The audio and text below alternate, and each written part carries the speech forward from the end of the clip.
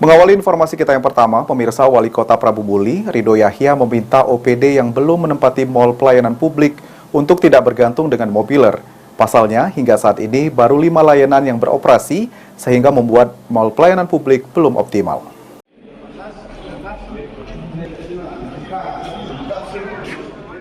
Wali Kota Prabu Muli, Ridho Yahya, Kamis 2 Februari 2023, meninjau mal pelayanan publik di lantai 3 gedung pasar tradisional Prabu Muli. Kedatangan wali kota tersebut untuk melihat sejauh mana progres mal pelayanan publik pasca diresmikan 8 bulan lalu.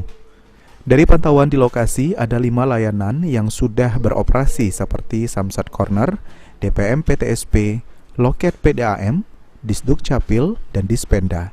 Sementara layanan imigrasi belum berjalan.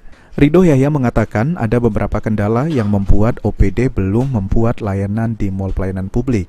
Salah satunya belum tersedianya mobiler, padahal jika memang memiliki niat untuk melayani, keterbatasan tersebut bukanlah persoalan. Suami Suryanti Ngesti Rahayu ini berharap seluruh instansi vertikal dan OPD membuka layanan di mal pelayanan publik di Prabu Muli. Memang sebagian kendala mereka ini mobiler, tapi sebagian juga lengkap. Sebenarnya kalau nawaitunya melayani masyarakat kurang-kurang sedikit mungkin bisa ditempati, asal kepentingan untuk mendekatkan dengan pelayanan masyarakat. Tapi kalau memang nggak nunggu siap benar, ya terpaksa kita nunggu anggaran lagi. Hadirnya mal pelayanan publik di pusat perdagangan ini diharapkan dapat memudahkan masyarakat, terutama di sektor perizinan dan non-perizinan.